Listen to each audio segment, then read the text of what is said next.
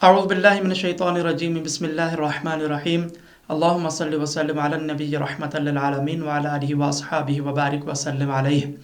سورہ بقرہ آیت نمبر 125 ہے۔ اللہ تعالیٰ ارشاد فرماتا ہے وَإِذْ جَعَلْنَا الْبَيْتَ مَثَابَةً لِلنَّاسِ وَأَمْنًا، یعنی اور اس وقت کو یاد کرو کہ جب ہم نے بیت اللہ کو لوگوں کے لیے مرکز توحید، مرکز و مرجع اور امن کی جگہ بنایا۔ یہ آیت کریمہ بیت اللہ شریف کی عزت و حرمت پر دلالت کرتی ہے۔ بیت اللہ شریف دین اسلام کا انتہائی مبارک و متبرک مقام ہے۔ اللہ تبارک و تعالیٰ نے اسے مرجع خلائق، مرکز توحید و رشد و ہدایت بنایا ہے۔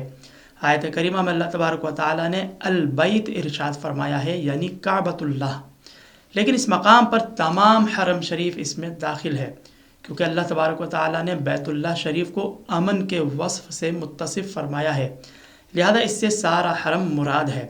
یعنی امن والا ہونا نہ صرف کعبۃ اللہ شریف کی 4 دیواری تک مقید ہے، بلکہ تمام ہی مسجد حرام اور اس کے اطراف و اکناف کے وسیع علاقے پر چونکہ اس کا اطلاق کیا جاتا ہے، لہذا امن والا ہونا یہ پورے حرم کی صفت ہے۔ اور اسے چونکہ امن کی جگہ بنایا گیا ہے، لہذا حدود حرم میں نہ تو کسی انسان کو قتل کی اجازت ہے، نہ ہی کسی جانور کا شکار حلال، اور نہ ہی پودے وغیرہ کو اکھاڑنا جائز ہے۔ بلکہ مفتی احمد یارقن نعیمی علیہ رحمہ ارشاد فرماتے ہیں کہ حدود حرم میں اگر کوئی مجرم بھی داخل ہو کر امن لے لے تو اب نہ تو اسے گرفتار کیا جا سکتا ہے، نہ ہی اسے وہاں سزا دے سکتے ہیں۔ ہاں ایسے اسباب ضرور اختیار کیے جا سکتے ہیں کہ جس کی وجہ سے وہ خود حرم کی حدود سے باہر چلا جائے، جیسے مجرم کا کھانا پانی وغیرہ اس تک وہاں پہنچنے نہ دیا جائے وغیرہ۔ تو خلاصہ کلام یہ ہے کہ یہ حرم شریف ایک ایسی امن کی جگہ بنائی گئی ہے کہ جس میں انسان تو انسان، حیوانات و نباتات بھی مامون و محفوظ قرار دیے گئے ہیں۔ آیت کے پھر دوسرے جز میں اللہ تبارک و تعالیٰ نے ارشاد فرمایا وَاتَّخِذُوا مِن مَقَامِ إِبْرَاهِيمَ مُصَلًّى، یعنی مقام ابراہیم کو نماز پڑھنے کی جگہ بنا لو۔ اس آیت میں مقام ابراہیم کا ذکر ہے۔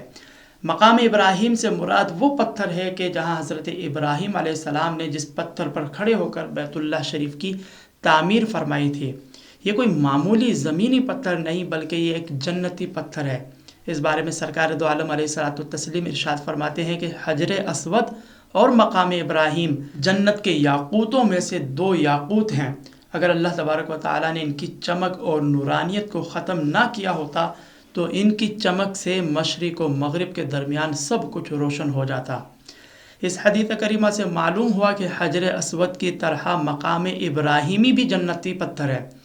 یہاں یہ بات ضرور یاد رکھی جائے کہ اللہ تعالیٰ نے اس آیت کریمہ میں مقام ابراہیم کا لفظ ارشاد فرمایا ہے، حالانکہ حدیث کی روح سے وہ ایک جنتی پتھر ہے، لیکن اس مقام پر اللہ تبارک و تعالیٰ نے مقام ابراہیم ارشاد فرمایا ہے، جنتی پتھر ارشاد نہیں فرمایا۔ تو اللہ تعالیٰ کا مقام ابراہیم ارشاد فرمانا یہ اس بات کی طرف اشارہ ہے کہ اس جنتی پتھر کی تعظیم و توقیر، اس کی تکریم اس لیے نہیں کہ وہ جنتی پتھر ہے، بلکہ اس کی تکریم اس لیے ہے کہ اس پر حضرت ابراہیم علیہ السلام کے قدم مبارکہ کی برکت ہے۔ اس سے معلوم ہوا کہ جب ایک بے جان پتھر پر نبی کے قدم مبارک مس ہو جائے تو وہ پتھر باعث عظمت ہو جاتا ہے، شان والا بن جاتا ہے۔ اسی سے یہ مسئلہ بھی معلوم ہوا کہ نبی سے منسوب ہر شے باعث شرف و فضیلت ہے۔ اسی طرح بلا تمثیل بارگاہ خداوند میں مقبول بندگان خدا یعنی اولیاء کاملین، بزرگان دین کے آثار و تبرکات بھی باعث عظمت و فضیلت ہے، ان کی بھی حقیقت ہے، لہذا اس کا انکار نہیں کیا جا سکتا۔